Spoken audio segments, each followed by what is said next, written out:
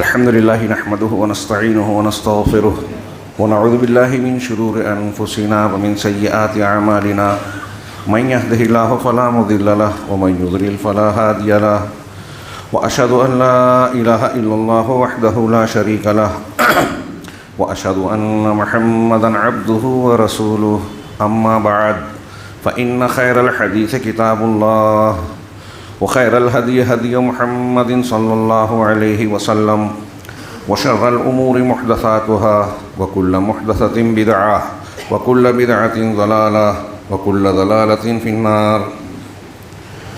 أعوذ بالله من الشيطان الرجيم. بسم الله الرحمن الرحيم. إنا جعلنا ما على الأرض زينة لها لنبلوهم. وقال تعالى: زين للناس حب الشهوات من النساء والبنين والقناطير المقنطرة من الذهب والفضة والخيل المسومة والأنعام والحرث ذلك متاع الحياة الدنيا والله عنده حسن المآب. قل هل أنبئكم بخير من ذلك للذين اتقوا عند ربهم جنات تجري من تحتها الأنهار خالدين فيها وأزواج مطهرة ورضوان من الله واللہ بصیر بالعباد. محترم حاضرین، آج اپنے سماج پر ارد گرد میں اپنے آپ میں ہم نظر ڈالیں تو یہ بات بہت صاف نظر آتی ہے کہ لوگوں کی اکثریت اپنے قول سے، باتوں سے، زبان سے علم والی، شعور اور عقل والی نظر آتی ہے، لیکن جب عملی اعتبار سے جائزہ لیں، غور کریں تو معلوم ہوتا ہے کہ یہاں علم نہیں ہے، جہالت کا غلبہ ہے. شعور اور عقل کی بجائے حماقت اور بیوقوفی کا دورہ ہے. صحیح اور غلط کی تمیز، حق اور باطل کی پہچان جتنی ہے، جہاں غلطیاں ہیں ابھی اسے چھوڑ دیں. جتنی موجود ہے، شعور کی جتنی باتیں کی جاتی ہیں، وہ باتیں ہمارے اعمال میں، ہمارے ماحول میں قطعی نظر نہیں آتی، بلکہ جو شعور اور اچھائی کی باتیں ہم بیان کرتے ہیں، لوگوں کو نصیحت اور مشورے کی شکل میں ذکر کرتے ہیں، وہ خود ہماری زندگیوں میں ناموجود نظر آتا ہے. کیا وجہ ہے؟ اس پر مستزاد اور زیادہ برائی کی بات یہ نظر آتی ہے کہ محسوس یہ ہوتا ہے کہ لوگوں کو اس بات کا احساس بھی اب نہیں رہا. اچھائی اور برائی یا اپنے دل کو تذکیر کے ذریعے سے درست کرنا، اصلاح کرنا، دل کی بیماریوں سے علاج کروانا، اس کا احساس بھی باقی نہیں رہا. اللہ تبارک و تعالیٰ نے قرآن مجید میں جو ایک بات فرمائی اور مشہور ہے، ہم جانتے ہیں، کلا بل رانا علی قلوبہم ما کانوا یکسبون، کہ جو یہ کارستانیاں کرتے ہیں، ان کے کرتوتوں کی وجہ سے ان کے دلوں پر زنگ چڑھ گیا ہے، لیکن اس لیے دل کو وہ باتیں سمجھ میں نہیں آتی، دلوں پر وہ اثر نہیں ہوتا جو ہونا چاہیے. اس کی تفسیر میں ترمذی، ابن ماجہ اور مسند احمد کی صحیح روایت آپ نے بارہا سنی. اللہ کے نبی جناب محمد رسول اللہ صلی اللہ علیہ وسلم نے فرمایا کہ جب انسان کوئی گناہ کرتا ہے تو اس کے دل پر ایک سیاہ نقطہ پڑتا ہے. اگر وہ توبہ کر لے، معافی مانگ لے اللہ سے سچی، تو وہ سیاہی، وہ گندگی صاف ہو جاتی ہے. لیکن اگر وہ توبہ نہیں کرتا، مزید گناہ کرتا ہے، تو یہ کالا پن، سیاہی بڑھتے جاتی ہے اور اس درجہ بڑھ جاتی ہے کہ پورا دل زنگ آلود ہو جاتا ہے. اور دوسری آیتوں میں کہا کہ اللہ اس پر مہر لگا دیتا ہے. جب مہر لگ گئی، زنگ پوری طریقے سے چڑھ گیا، تو اب نصیحتیں کام نہیں کرتی، واعظ و نصیحت کے اثرات نظر نہیں آتے، اور انسان کو دل کی سب سے بڑی بیماری قساوت قلبی لاحق ہو جاتی ہے، جو بہت تشویش کی بات ہے. اور پھر اس کا ایک نتیجہ قرآن و حدیث نے یہ بیان کیا کہ جب انسان گناہ کا خوگر اور عادی بن جاتا ہے تو اس کی ایک سزا، جو دنیا میں اور آخرت میں مختلف سزائیں ہیں، ان میں سے ایک بہت بڑی سزا یہ ہے کہ اللہ تبارک و تعالیٰ اب اس کو توفیق سے محروم کر دیتا ہے. توبہ کی توفیق سے، نیکی کی توفیق سے، اچھی باتوں کو قبول کرنے کی توفیق سے محروم کر دیتا ہے. یہ ہماری جو حالت ہے، اسے عذاب کی حالت سمجھنا چاہیے کہ ہم پر قرآن و حدیث کا اثر نہیں ہوتا، جنت و جہنم کے تذکرے سے ہمارے دل پگھلتے اور پسجتے نہیں ہیں. یہ عذاب کی کیفیت ہے. فلما زاغوا ازاغ اللہ قلوبہم، جب وہ ٹیڑھے ہو گئے تو اللہ نے ان کے دلوں کو بھی ٹیڑھا کر دیا. فی قلوبہم مرض فزادہم اللہ مرضا، ان کے دلوں میں روگ ہے، بیماری ہے، لہذا اللہ نے بیماری کو اور بڑھا دیا. یہ بیماری پر بیماری، ایک بیماری جو گناہ کی ہے سبب بنتی ہے نئی بیماری کی. اس اعتبار سے آپ غور کیجئے تو ہمارے سماج و معاشرے میں آج کون سا زندگی کا شعبہ ایسا ہے جہاں بگاڑ، انحراف اور خرابی نظر نہیں آتی. عقائد خراب، اعمال بگڑے ہوئے، اخلاقیات، معاملات اس میں حلال حرام کی، اچھائی برائی کی تمیز جیسے عملی طور پر ختم ہو گئی ہے. ہر کوئی اپنی خواہشات نفس کا پیروکار نظر آتا ہے. دین کا معاملہ دیکھیں تو کہیں گمراہ فرقے اور افکار ہیں تو کہیں بدعقیدگیاں ہیں.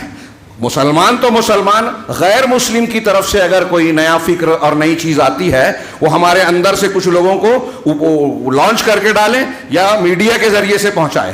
مسلمان نوجوان یا نئی نسل آسانی سے اس کو اپنی خوراک بنا لیتی ہے، زندگی کا ایک حصہ بنا لیتی ہے. وہ چیز جو گمراہی کی ہے، وہ چیز جو ہمارے دین کے خلاف ہے. میرے ہاتھ میں کچھ کاغذات ہیں. ایک عرب عالم نے لمبی چوڑی بحث کی اور 12 اسباب بیان کیے کہ نوجوانوں کے اور نئی نسل کے انحراف کے اسباب کیا ہے، بگاڑ کی وجوہ کیا ہے. سب کا تذکرہ نہیں کیا جا سکتا اور جن کا کیا بھی جائے گا وہ تفصیل سے نہیں کیا جا سکتا. ان میں سے ہر ایک موضوع ہے اور اس موضوع کی اہمیت انہوں نے تمہیدی طور سے بڑے شاندار انداز سے بتائی کہ آج ہم دیکھتے ہیں کہ جہاں بگاڑ ہے وہیں اس سے بڑا بگاڑ یہ ہے کہ نئی نسل کی اکثریت یہ سمجھتی ہے کہ ہم بہت صحیح ہیں. ہمیں جو سمجھتا ہے کسی کو نہیں سمجھتا. ہم کچھ بھی کر لیں جنت ہمارے ہاتھ سے چھوٹنے والی نہیں ہے. ہم اللہ رب العالمین کے پیارے ہیں، محبوب ہیں اور اس کے انعامات کے مستحق ہیں، ساری خرابیوں کے باوجود اپنے آپ کو پارسا. یہ اور بڑی سنگین بات ہے. نتیجہ یہ ہے کہ جب آدمی اپنے غلط ہونے کے باوجود اپنے آپ کو صحیح سمجھتا ہے تو اصلاح کا دروازہ بند ہو جاتا ہے. ہاں، ان اللہ حجب التوبۃ علی کل صاحب بدعۃ، طبرانی کی صحیح روایت ہے کہ بدعتی آدمی کے لیے اللہ رب العالمین توبہ کے دروازے کو بند کر دیتا ہے، اوٹ لگا دیتا ہے. بدعتی دین کا مخالف ہوتا ہے اور وہ اپنے آپ کو اچھا سمجھتا ہے.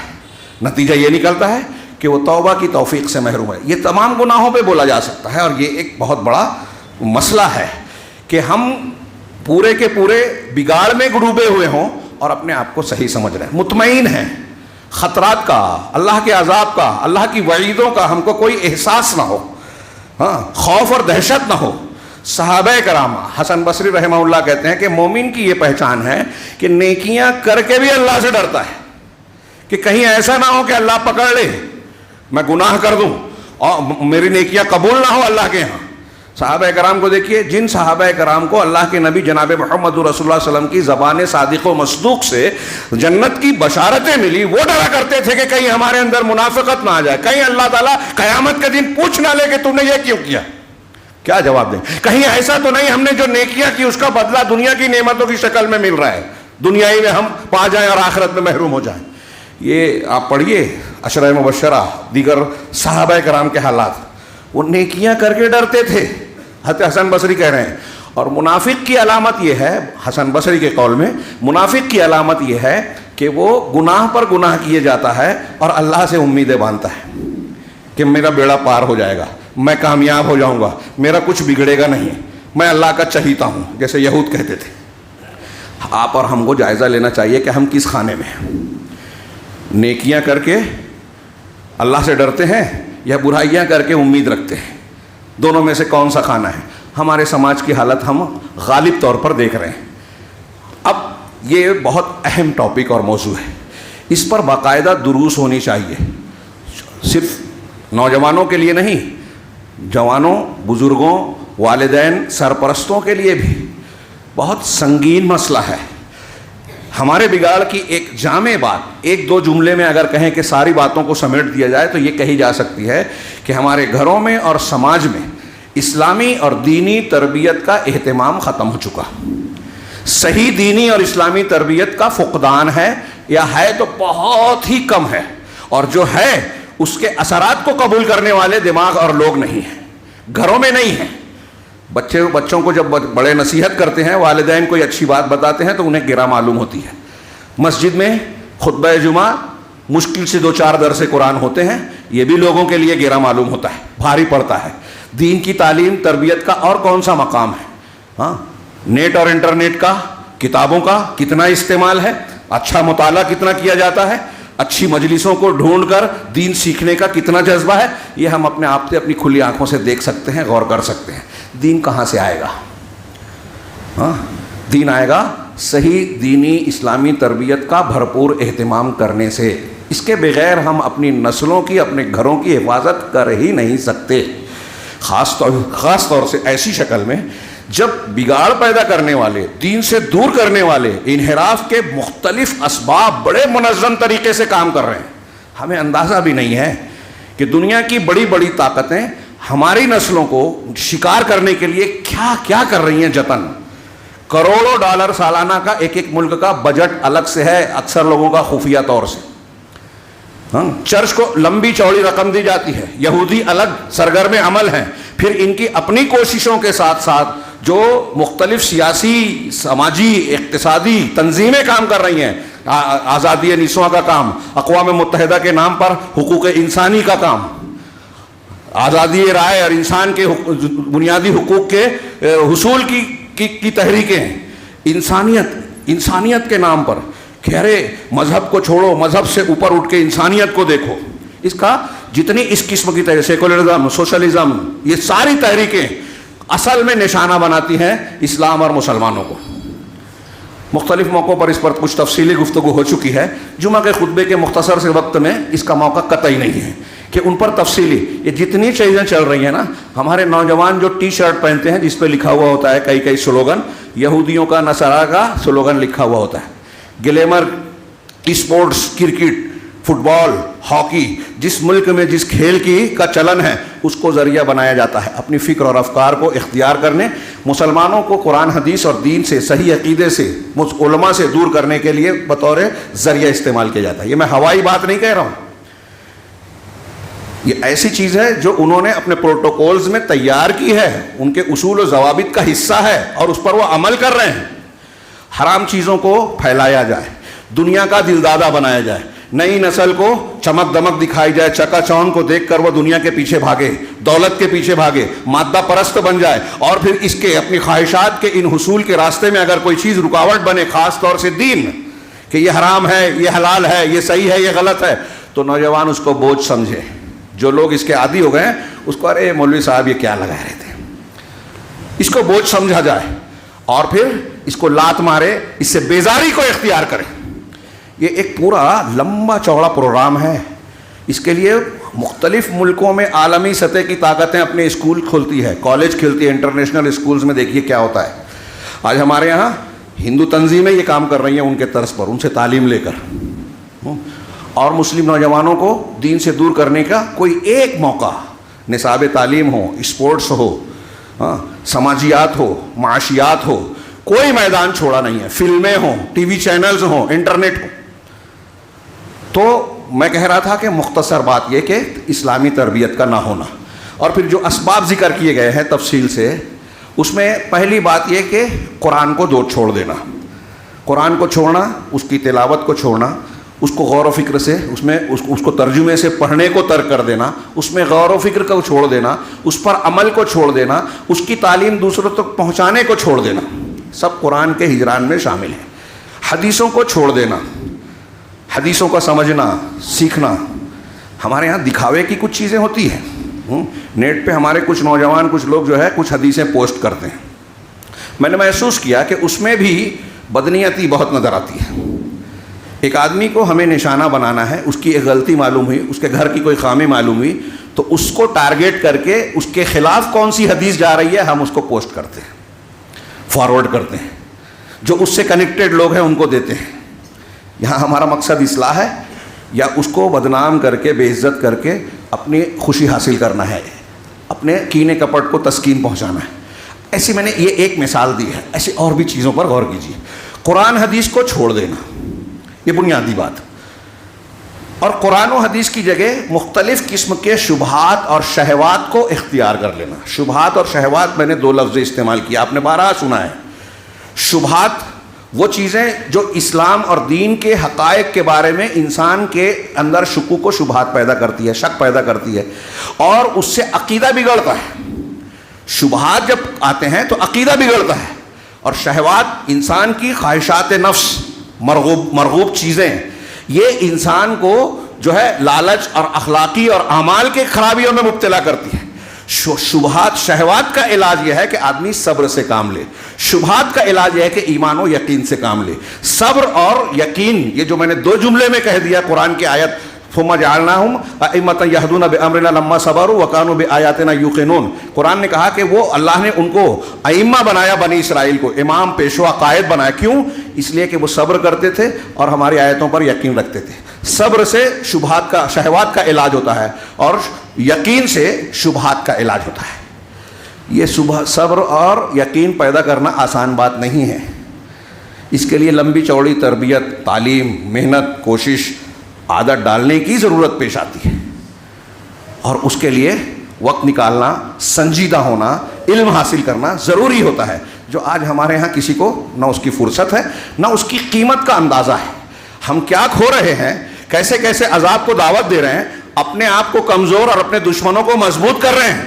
جب ہماری مسجد پر حملہ ہوتا ہے, ہمارے گھروں پر بلڈوزر چلتے ہیں, ہمارے خلاف قانون بنتا ہے, اللہ کے رسول صلی اللہ علیہ وسلم, قرآن اور کسی دینی اور شرعی چیز کی اہانت و توہین کی جاتی ہے, تو ہم تل ملاتے ہیں, شکوہ شکایت کرتے ہیں, میمورنڈم, احتجاج, جلسہ, جلوس اور نہ جانے کیا کیا, لیکن کوئی نتیجہ نظر آتا ہے؟ نہیں نظر آتا.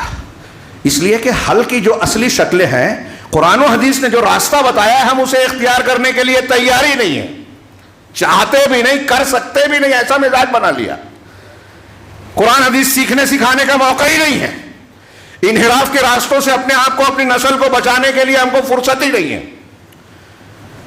تو یہ اس تناظر میں نے جو اشارے کیے, وقت نہیں ہے, اشارے کیے, اس تناظر میں آپ غور کیجئے کہ کتنا اہم موضوع ہے.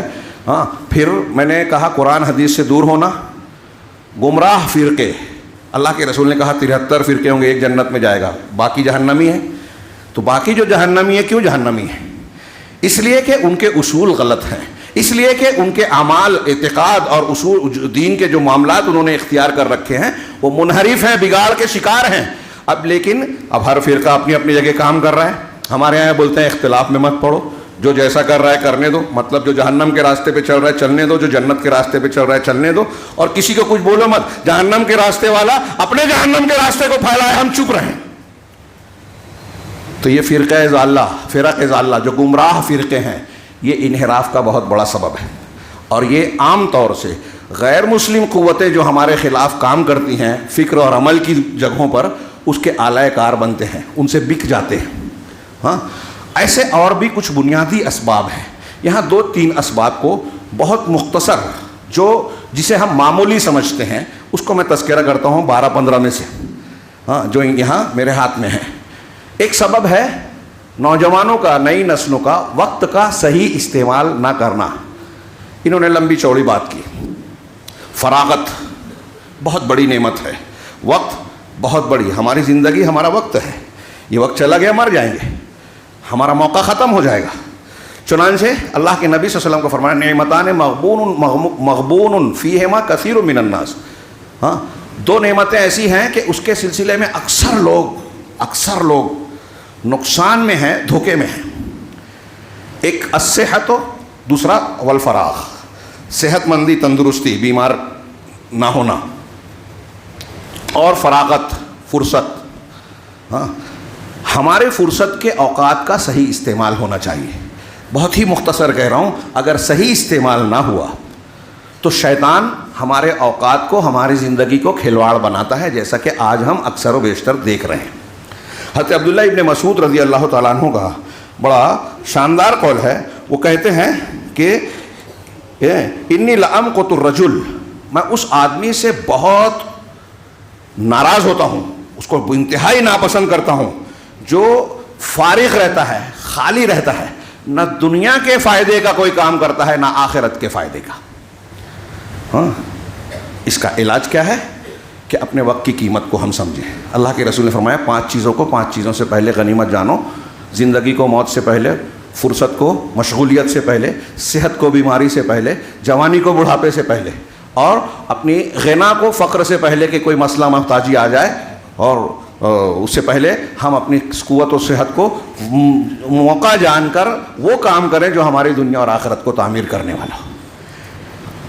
اس میں صرف ایک جملہ کہہ کے آگے بڑھوں کہ قرآن نے جو نقشہ کھینچا ہے کہ جب موت آئے گی تو ایک گنہگار آدمی کہے گا کہ اللہ تعالیٰ مجھے کچھ لمحہ اور موت کو مؤخر کر دے تاکہ کچھ دے دلا دوں، صدقہ و خیرات کر لوں، نیکیاں کر لوں.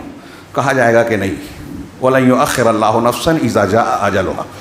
جب کسی کا مقررہ وقت آ جاتا ہے تو اللہ تبارک تعالیٰ کسی نفس کو ایک لمحے کی بھی فرصت اور دیر نہیں کرتا، مؤخر نہیں کرتا. وقت کی قیمت کے لیے سمجھنے کے لیے اس سے زیادہ بہترین کوئی بات نہیں ہو سکتی کہ آپ اور ہم سوچیں کہ جب مرنے لگیں گے تو ہم کو 1 سیکنڈ نہیں ملے گا، 1 سانس زیادہ نہیں ملے گی. تو جو سانسیں ملی ہیں، جو لمحے ابھی ملے ہیں، ہم اس کی قدر و قیمت کو جانیں اور اس کو سمجھیں. دوسرا جو مرض ہے کہ بری اور منحرف صحبت، اچھی صحبت اور بری صحبت ایک پورا ٹاپک ہے. میں نے خود اس پر کئی مرتبہ خطابات کیے ہیں. اللہ کے نبی صلی اللہ علیہ وسلم نے بڑی پیاری مثال دی اچھی صحبت اور بری صحبت کی، کہ جب اچھی صحبت میں آپ رہتے ہیں تو عطر فروش کے پاس ہیں جیسے، یا تو آپ اس کا عطر خریدیں گے یا وہ تحفہ دے گا، یا کم از کم اس کی خوشبو آپ کو خوش کرے گی، آپ کو مشام جاں کو معطر کرے گی. کچھ نہ کچھ فائدہ ہوگا. ایسے ہی اچھی صحبت میں آپ اچھے علماء، نیک لوگوں کے بیچ رہیں گے، کچھ نہ کچھ فائدہ ہوگا. آپ خود نیکی کریں گے. جب وہ نماز پڑھنے جائیں گے تو آپ کو بھی جانا پڑے گا. وہ قرآن حدیث کی بات کریں گے تو آپ کا علم بڑھے گا. آپ ان سے نہیں بھی پوچھیں گے تو کچھ نہ کچھ اچھی باتیں سننے کو ملے گی، جاننے کو ملے گی، نصیحت ہوگی، ایمان تازہ ہوگا. غفلت و گمراہی والی باتوں سے محفوظ رہیں گے، غیبت و چغلی سے محفوظ رہیں گے.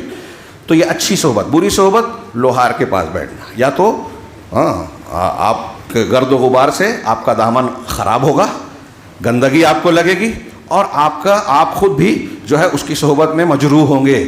برے لوگوں کے ساتھ رہنے کا انجام برا ہی ہوگا. کچھ نہ کچھ اثر، یہ متعدی بیماری کی طرح ہے. بری صحبت میں برائی کے اثرات انسان کو ایسے لگتے ہیں جیسے متعدی بیماری، چھوت کی بیماری کہہ لیجئے، وہ ہے نہیں ہے ایک دوسری بات ہے، اس سے زیادہ خطرناک ہے. آپ اندازہ لگائیے، ایک نبی کی بیوی، حضرت لوط علیہ السلام کی بیوی بری صحبت میں پڑ گئی، تعلقات قوم سے ہوا، ان کی برائی میں تو نہیں گئی لیکن ان کی برائی میں مددگار بن گئی. فرشتے آئے خبر کی قوم کو، 2 خوبصورت لڑکے آئے ہیں. جب قوم پر عذاب آیا، پتھروں کی بارش ہوئی، تو اللہ تعالیٰ نے، فرشتوں نے حضرت لوط اور ان کے گھر والوں کو کہہ دیا کہ تمہاری بیوی نہیں جا سکتی، وہ ہلاک ہونے والیوں میں سے، اور وہ بھی ہلاک کی گئی. نبی کی بیوی ہوتے ہوئے بری صحبت کا اثر. لوگ کہتے ہیں ابو طالب کو آخری وقت میں اللہ کے رسول اللہ کلمہ پڑھا رہے تھے، ابو جہل اور اس کا ساتھی کہہ رہا تھا باپ دادا کے دین سے پھر جاؤ گے کیا؟ نہیں توفیق ملی. یہ بری صحبت کا ایک اثر. نبی کے چچا ہیں، سچ مان رہے ہیں، قبول کرنے کی توفیق نہیں ملی. اچھی صحبت کا اثر آپ دیکھیے، اصحاب کہف کا کتا ہے، شریعت کا مکلف نہیں ہے، لیکن جب اللہ تبارک و تعالیٰ نے ان کو کراماتی طور پر لمبی نیند دی تو اس نیند کا حصہ کتے کو بھی ملا، کتے بھی صاحب کرامت ہو گیا اچھی صحبت کے نتیجے میں. ہم اس کو غیر ضروری سمجھتے ہیں. وقت نہیں ہے کہ میں اس کی تفصیل پر جاؤں. ہمارے یہاں یہ اس کا علاج کرتے ہوئے ہمیں خود اور والدین، اساتذہ، ذمہ داروں کو اس پر بہت توجہ دینا چاہیے کہ ہمارا بچہ وقت کس کے ساتھ گزارتا ہے. مشرک کے ساتھ گزارے گا تو شرک کا گرد و غبار آئے گا، بدعتی کے ساتھ وقت گزارے گا تو بدعت کے اثرات آئیں گے. حرام خور، جوئے باز، شرابی، چغلی غیبت کرنے والے جو اس کے عادی ہیں، اور ایسی کوئی بھی وہ برائی اور گناہ میں اگر ملوث ہے، ان کے بیچ رہتے رہتے اگر وہ برائی نہ بھی اختیار کرے تو اس برائی کا احساس کم ہو جائے گا، اور احساس کم ہونے سے ہی آدمی پر چلا جاتا ہے. آپ دیکھیے جب کوئی برائی نہیں آتی، جب تک لوگ اسے عمومی طور سے نکارتے ہیں، برا مانتے ہیں، تو لوگ اس کو قبول کرنے میں، اختیار کرنے میں شرماتے ہیں، چھپ چھپا کے کرتے ہیں، کرنے والے بھی. لیکن جیسے جیسے وہ عام ہوتی ہے تو لوگ پھر اس میں بے درے آگے بڑھ جاتے ہیں. ہمارے شہر میں ہم نے بچپن میں دیکھا کہ کہ ٹی وی لوگ لاتے تھے تو گھر نہیں لاتے تھے, آفس میں, کلب میں, فلاں اور فلاں جگہ رکھتے تھے. ایک جگہ ہوتا تھا, کئی جگہ کے لوگ جا کے دیکھتے تھے. ہاں, اس وقت یہ عالم تھا. آج کیا عالم ہے؟ تو اچھی اور بری صحبت کا, اس کا اثر عقائد پر بھی پڑتا ہے, اعمال پر بھی پڑتا ہے. یہیں آگے کا ایک نقطہ ہے, میں اس کو الگ سے ذکر کر رہا ہوں. ایک یہ کہ ہمارا بچہ جہاں زیادہ وقت گزارتا ہے نا, اس کے اثرات قبول کرتا ہے. اور اس میں ایک چیز ہے, بری صحبت سے جوڑ دیجئے, کہ وسائل اعلام, ذرائع ابلاغ, سوشل میڈیا, نیٹ, فیس بک اور انٹرنیٹ, اس میں ٹی وی چینلز کو جوڑ لیجئے. یہ ایک پورے خطبے کا تقاضا کرتا ہے یہ موضوع. اس کا, فلموں کا, انٹرنیٹ کا آج کے سماج پر سب سے زیادہ اثر نظر آتا ہے, نئی نسل پر خاص طور سے. کپڑا پہننے میں, بالوں کو سنوارنے اختیار کرنے میں, کون سی چیز کھائیں گے, کیا پسند کریں گے, ہاں, ان سارے معاملات میں فلمیں, نیٹ, ٹی وی چینل کا مرد اور عورتوں دونوں پر انتہائی گہرا اثر نظر آتا ہے. اور آپ کیا سمجھتے ہیں, کیا اس تاثیر کو دشمنان دین اور دنیا کے معاملات کو چلانے والے نہیں سمجھتے؟ سب سے زیادہ سمجھتے. ہمارے یہاں پہلے سے بولا جاتا ہے, یہ جو جمہوریت کا کھڑاک چلایا جاتا ہے پوری دنیا میں, جمہوریت, ہاں, آزادی رائے, اس میں کہتے ہیں کہ میڈیا یہ جمہوریت کا چوتھا ستون ہے. یہ کہا جاتا ہے, اب بھی کہتے ہیں, جمہوریت کی جو بنیادیں کھڑی ہیں, عمارت کھڑی ہوتی ہے, اس میں چوتھا ستون میڈیا ہے. لیکن آپ پریکٹیکل دیکھیں گے تو یہ پہلا ستون نظر آتا ہے. اور آج کی دنیا میں خاص طور سے غلط افکار کو, بدعقیدگی کو, برائی کو پھیلانے میں, گناہوں کو, فحاشی کو, غلط قواعد کو, یا ایسی چیزوں کو جو انسان کو دین بیزار بنائے, اس کو پھیلانے میں سب سے بڑا کردار میں سمجھتا ہوں آج کی تاریخ میں جس چیز کا نظر آتا ہے وہ میڈیا کا ہے, نیٹ کا ہے, انٹرنیٹ کا. ہمارے درمیان سوشل میڈیا پہ کئی ایسی چیزیں ہم فارورڈ کرتے ہیں جو ہمارے دشمن چاہتے ہیں دین سے دور کرنے کے لیے, لوگوں کو جو ہے اصل دین سے اور کام سے ہٹانے کے لیے, اور یہ کر کے سمجھتے ہیں ہم نے بڑا اچھا کام کیا. اس میں آپ کو نظر آئے گا کہ میڈیا کے ذریعے سے سب سے پہلے شہوات کو برانگیختہ کیا جاتا ہے. شہوات کا جو جرم بتایا نا میں نے, کہ وہ بیماریاں جو شہوتوں کی ہیں, خواہشات نفس کی, اس کو خوبصورت بنایا جاتا ہے. بے پردگی, فحاشی, اختلاط, قمار. ابھی 2 روز پہلے ہمارے ایک ساتھی ملے, انہوں نے بتایا کہ ٹی وی پر اس وقت کوئی بھی آپ پروگرام دیکھیں, ہاں, وہ یوٹیوب پہ دیکھیں, کسی اور چیز پر دیکھیں, کچھ اشتہارات آ رہے ہیں. اس میں کچھ جوئے کے, رمی سرکر, جنگلی رمی, پھر وہ لون لینے کے کچھ اسکیمز ہیں, مجھے نام نہیں یاد ہے, ہاں, فلاں لون. تو وہ یہ کہنے لگے کہ ہمارے شہر کے نوجوانوں کی ایک بڑی تعداد اس میں پھنستی جا رہی ہے. اب جب آپ کو چکا چوند دکھ رہی ہے, فیشن, ضرورت کی چیزیں, کسی کو موبائل چاہیے مہنگے والا, کسی کو کوئی اور چیز چاہیے, کوئی اچھا لباس, اچھا چپل, اچھا جوتا, فلموں میں دیکھا کہ فلاں چشمہ پہنا ہے, وہ خریدنا ہے, ضروریات بڑھا لی. جب آپ نے ضرورت بڑھا لی تو پیسے کی ضرورت ہے. اب پیسہ کہاں سے آئے؟ تو اب دیکھتے ہیں کہ جہاں سے ہم کو سہولت سے مل رہا ہے, تو اس میں ایک شکل یہ ہے. انہوں نے بتایا, میں نہیں جانتا تھا, کہ کچھ ایپ ایسے ہیں کہ اگر آپ صرف ایپ کو ڈاؤن لوڈ کرتے ہیں تو آپ کے اکاؤنٹ میں کچھ روپیہ آ جائے گا, 1500, 1300, 1500 آتا ہے, 1300 اکاؤنٹ میں آتا ہے, آپ کو 1600 بھرنا ہے, یعنی وہ انٹرسٹ ہے, سود ہے. نوجوان کو لگتا ہے آسانی سے مل رہا ہے, لے لیا. اب لے لیا, پھر سوچتا ہے اس پہ جوا کھیلوں گا تو پیسہ اور بڑھے گا. ایک چیز دھیان میں رکھنا چاہیے کہ جتنی کمانے والی یہ کمپنیاں اس قسم کی چیزیں چلاتی ہیں, یہ کبھی اپنا نقصان نہیں کرتی. آپ کو لگتا ہے آپ لاکھوں جیت جائیں گے, 4-6 کو دکھایا جاتا ہے کہ انہوں نے اتنا حاصل کر لیا, اور ہم لالچ میں آ جاتے ہیں. کبھی کمپنیاں اپنا نقصان نہیں کرتی, نمبر 1.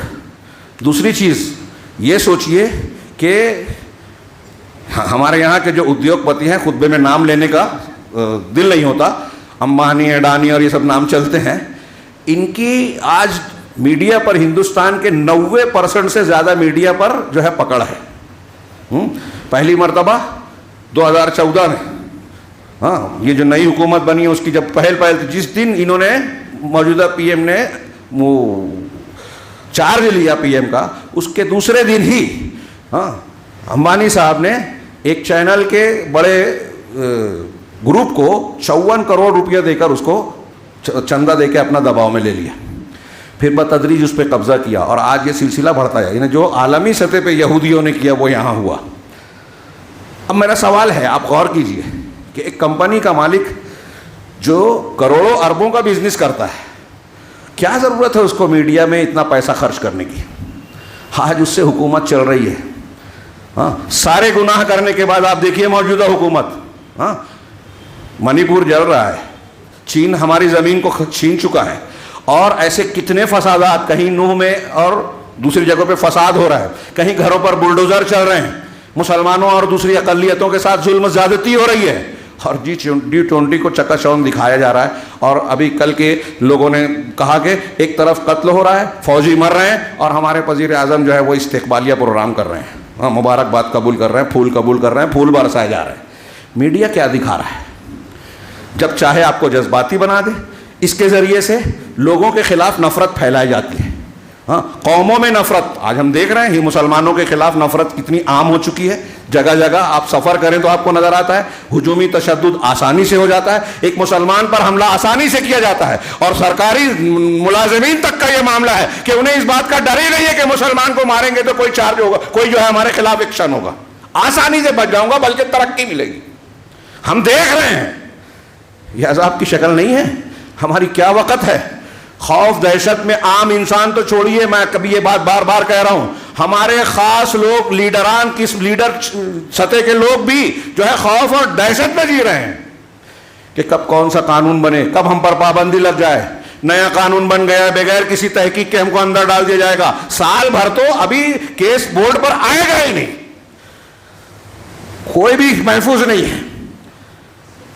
یہ میڈیا کے ذریعے سے ساری خرابیوں کو اچھا بتایا جاتا ہے. چوریاں ہیں, ڈکیتیاں ہیں, جان مال عزت و آبرو محفوظ نہیں ہے, فساد ہے, نہ جانے کیا کیا ہے, لیکن میڈیا میں تصویر یہ ہے کہ بہت کام ہو رہا ہے, ترقی ہو رہی ہے. ہاں, ترقی کی شرح اتنی زیادہ بڑھ رہی ہے, نفرت پھیلائی جاتی ہے. نفرت مسلمانوں کے خلاف, مسلمانوں میں نفرت دین کے تعلق سے, مسجد کے تعلق سے, قرآن حدیث کے تعلق سے, علماء کے تعلق سے. اس کو آپ معمولی بات نہ سمجھیں. ہاں, ایک بہت بڑا انحراف کا سبب جو انہوں نے خود ذکر کیا, لمبی چوڑی بحث کی, جس کا میں یہاں تذکرہ آج نہیں کروں گا, اس سے پہلے کئی مرتبہ کیا, کہ علماء ربانیین کی بے عزتی کرنا, ان سے لوگوں کو دور کرنا, ان سے دور ہو جانا, ان کی دعوت, تبلیغ, دروس سے دور ہو جانا. آج آپ کو ملیں گے ایسے لوگ جو آپ کو کہیں گے کہ یہ درس و تقریر سے کیا ہوتا ہے, اس سے کیا ہوتا ہے. مجھے حیرت ہوتی ہے, درس, تقریر, جمعہ کا خطبہ اگر نہیں ہے, اللہ تعالیٰ نے رکھا ہی ہے, دین کا حصہ ہے, آپ اس کو کہتے ہیں. آپ کے بچوں کو, ہماری نسلوں کو دین سکھانے کا میڈیم آپ کے پاس اور کیا ہے آج؟ کس ذریعے سے آپ دین سکھاتے ہیں, احکام و مسائل بتاتے ہیں؟ آپ کے پاس اتنا ٹائم ہے نہیں کہ تربیت کریں, اور اگر کوئی درس دے رہا ہے, تقریر کر رہا ہے, تو آپ کو اس کی بھی اہمیت نہیں ہے. اپنے بچوں کو یہ پڑھا رہا ہے کہ اس کی ضرورت نہیں ہے. کس کی ضرورت ہے؟ موبائل کی, رمی سرکل میں جوا کھیلنے کی, سودی قرضہ لینے کی.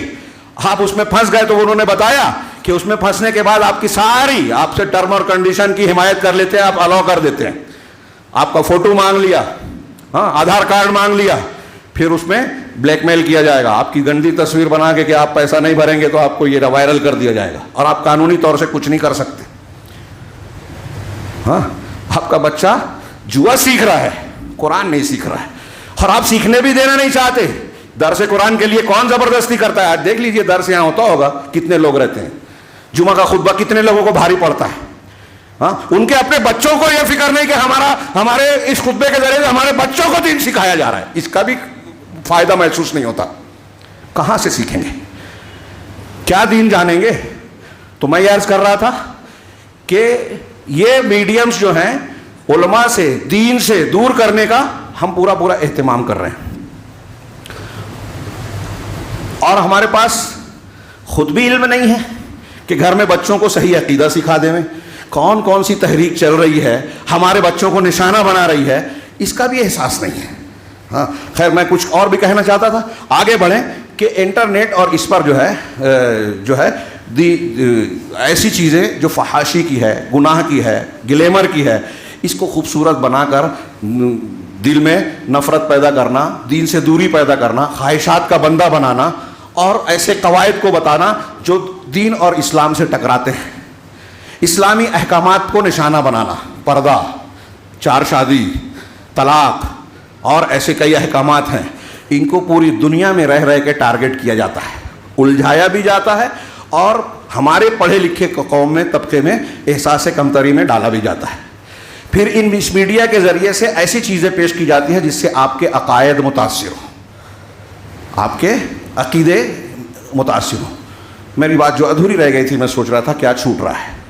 میں کہہ رہا تھا کہ بڑے بڑے ادیوگ پتی, بیوپاری جو نیٹ پر یا میڈیا پر اتنا کنٹرول کر رہے ہیں, یہودی پوری دنیا میں اخبارات کو کروڑوں میں خریدتے ہیں, چینل کو خریدتے ہیں, جو عام انسان اور سنستھاؤں کے بس کی بھی بات نہیں ہوتی, یہ بلا وجہ خریدتے ہیں.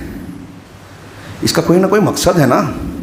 یہ حاوی ہو کر حکومت کرنا چاہتے ہیں, اپنے افکار, اپنے افکار کو پھیلانا, اپنے غلط کو صحیح بتانا, اور ایسے بہت سارے مقاصد کہ سارے گناہ کرنے کے بعد یہ ان کے بزنس کا ایک حصہ ہے, اور وہ نقصان نہیں اٹھانا چاہتے. تو میں یہ بیچ میں پھر سے دوہرا دوں کہ یہ جو اپنے بچوں کو, نوجوانوں کو سخت تاکید کریں, اس کا علاج کرنے کے لیے نگاہ رکھیں کہ وہ کہاں وقت گزار رہے ہیں. ہاں, موبائل ہاتھ میں لیا ہے تو کون سا پروگرام دیکھ رہے ہیں, ان کو گمراہی کے راستے پہ ڈالنے والے چیزیں دیکھ رہے ہیں یا کچھ کام کی چیزیں دیکھ رہے ہیں. ہمارے یہاں گھنٹوں لوگ, آج کل سنا ہے کرکٹ چل رہی ہے, ہاں, ہمارے نوجوانوں کو, ہم کو گھنٹوں کی فرصت مل جاتی ہے.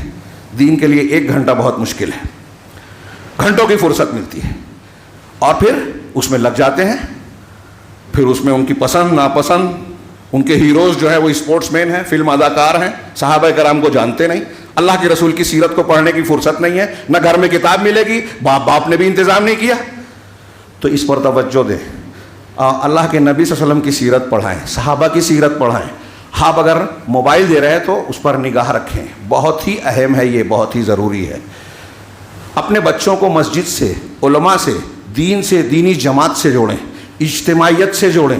یہ ایک سبب ہے کہ آدمی اجتماعیت سے اور جماعت سے الگ ہوتا ہے تو شیطان, حدیث میں ہے کہ بھیڑیا جس طرح الگ بکری کو, ریوڑ سے الگ بکری کو اپنا لقمہ بناتا ہے, ایسے ہی شیطان جو ہے ایسے انسان کو جو جماعت سے الگ ہو جائے ان کو اپنا لقمہ بناتا ہے. یہ جماعت سے, اور جماعت کون ہے؟ جو حق پر ہو, قرآن و حدیث پہ چلنے والی, چاہے آپ اکیلے ہوں, وہ جماعت ہیں. وقت زیادہ ہو گیا, میں 1-2 سبب کا سرسری ذکر کر دوں کہ جذباتیت, جذباتیت, دکھاوا, اس کے پیچھے جانا, یہ دونوں تینوں چیزوں میں ملا کر ایک چیز نوجوان کو, کہ اگر آپ, ایک چیز اور انہوں نے بیان کی کہ گمراہ اکثریت کے پیچھے جانا, یہ 2-3 چیزیں بیان کر دی. بہت سارے لوگ کثرت سے ایک غلط کام کر رہے ہیں تو آدمی سوچتا ہے اتنے لوگ کر رہے ہیں تو میں بھی کروں. ہمارے یہاں بولتے ہیں جو سب کا ہوگا میرا بھی ہوگا. ہاں, ایک ہے جذباتیت, غور و فکر نہ کرنا, آدمی غصے میں آنا. بعض مرتبہ یہ اچھی چیز ہوتی ہے, جذباتیت اچھی چیز ہوتی ہے, لیکن جب یہ عقل کے تابع ہو, اور عقل شریعت کے تابع ہو. عقل, ہماری سوچ و فکر شریعت کے تابع ہو, شریعت کے دائرے میں سوچیں. ہاں, اور ہماری عقل جو ہے, ہمارا جذبہ ہمارے عقل کے تابع ہو, تب یہ اچھی چیز ہوتی ہے. ورنہ یہ جلد بازی میں مبتلا کر دیتی ہے اور ہمارے نوجوانوں کو ایسے کاموں میں ڈال دیتی ہے جو انسان کو دنیا اور آخرت کے نقصان میں ڈالنے والی ہے. جیسا کہ ہم دیکھتے ہیں آسانی سے ہمارے نوجوان منکر حدیث بن جاتے ہیں. کچھ تحریکی اور جذباتی لوگ آتے ہیں دین کے نام پہ کہ یہ سلفیت ہے, کسی کو اس کو کافر کہہ دیا, اس کو مرتد کہہ دیا. جو علماء اعتدال سے چلتے ہیں کہتے ہیں کہ یہ بزدل ہیں, یہ کافر ہیں, یہ مرجیہ ہیں, یہ فلاں ہیں, اور اس قسم کی جذباتی باتوں کی بنیاد پر گمراہی کے افکار کو اختیار کرتے ہیں, لوگوں میں پھیلاتے ہیں اور اپنے گھر کا اور اپنی قوم کو نقصان پہنچاتے ہیں. لہٰذا اس کے لیے قرآن و حدیث کا مطالعہ, علماء کا ساتھ, علماء کی رہنمائی بہت ضروری ہے. ہاں, یہ نیٹ اور انٹرنیٹ کی ایک خرابی اور بھی ہے کہ علماء کے نام پر مجہول لوگوں سے لوگ علم حاصل کر رہے ہیں جو معتبر علماء نہیں ہیں. ایسے لوگ, یہاں میں وضاحت کر دوں, ایسے لوگ بردرز ہوں, دوسرے ہوں, جو اپنی یاد کی ہوئی یا تیاری کی ہوئی ٹاپک پر جو ہے کچھ باتیں بتاتے ہیں, ٹھیک ہے, لیکن اللہ کے رسول صلی اللہ علیہ وسلم, میں اکثر یہ بات کہتا ہوں کہ اللہ کے رسول نے کہا کہ اگر ایک آیت بھی آپ جانتے ہیں تو لوگوں کو پہنچاؤ. اب میں ایک آیت جانتا ہوں اور 10 آیتیں پہنچاؤں تو کیا ہوگا؟ آج یہی ہو رہا ہے کہ مجہول لوگوں کے فتوے چل رہے ہیں لوگوں میں اور پبلک ان کو پسند کر رہی ہے. علماء کو چھوڑ کر جو لوگ عالم نہیں ہیں باقاعدہ, ان سے فتویٰ لینا بہت بڑی گمراہی کا دروازہ کھولتا ہے. ہاں, اور غلط قسم کے افکار, غلط قسم کی فکر اور علم پھیلتا ہے. تو ایسی کتابیں, ایسی شخصیتیں لانچ کی جاتی ہیں ایک انجینئر ہے جو دین پیش کر رہا ہے, ہمارا نوجوان اس کو لائک کر رہا ہے. تو یہاں میں ایک بات یہ بھی کہنا چاہتا ہوں, وہ نیٹ کی بات ہو یا یہ جو بری چمکدار چیزیں, اکثریت کسی کی شیریں زبانی پر, ظاہری شکل و صورت پر, ظاہری اچھائی اور خوبصورتی سے دھوکہ نہیں کھانا چاہیے. جیسے کہ اللہ کے رسول صلی اللہ علیہ وسلم نے خارجیوں سے کہا تھا, صحابہ سے کہا تھا کہ تم اپنی نماز کو ان کی نماز سے کمتر سمجھو گے, اپنی تلاوت کو ان کی تلاوت سے کمتر سمجھو گے, لیکن وہ دین سے ایسے نکل جائیں گے جیسے تیر شکار کو چھید کر نکلتا ہے. اگر وہ ملے تو انہیں قتل کرنا. ہاں, میں اکثر یہ بات کہتا ہوں کہ آج ہمیں جو ملیں گے تو ہم لائک کریں گے. ہمارے یہاں شعور نہیں رہا, بہت ذہین لوگوں کو دیکھیے آپ, ایسے لوگوں کو جو گمراہ فکر رکھتے ہیں, کہتے ہیں ان کی اچھائیاں دیکھو نا. اگر آپ بدعتی, شرک کرنے والے, گناہ اور فساد کرنے والوں کی کچھ اچھائیوں کی بنیاد پر ان کو بڑھاوا دیتے ہیں تو آپ گناہ کو بڑھاوا دیں. دنیا میں کوئی انسان آپ کو نہیں ملے گا جو 100% غلط, کچھ نہ کچھ خوبیاں سب میں رہے گی. تو اس کی بنیاد پر اس کی غلطی پر خاموشی اختیار کر لیں, بڑھاوا دے نہیں. تو لوگوں کی زبان, اور ظاہر سی بات ہے جو ہمارا میڈیا ہے, دنیا کے باطل پرست لوگ ہیں, وہ پیسہ زیادہ خرچ کرتے ہیں. یہ اللہ کا امتحان ہے. وہاں آپ کو گلیمر دکھے گا, چکا چوند دکھے گی, بڑا پروگرام, اتنی شاندار مجلس, اتنی بڑی کانفرنس, اتنی تعداد. ان چیزوں سے دھوکہ نہیں کھانا چاہیے. یہ چند اسباب میں نے ذکر کیے اور ابھی بہت سارے باقی ہیں. ہاں, ان چیزوں کو سامنے رکھیے اور اس مضمون کی, چاہے آپ کو ایسا لگا ہو کہ کچھ غیر ضروری ہے, لیکن میں آپ کو پھر سے متنبہ کروں کہ یہ مضمون اور یہ موضوع آج کی تاریخ میں ہمارے سماج, معاشرے, گھر کو اور ہم نے اپنے آپ کو بچانے کے لیے انتہائی ضروری ہے.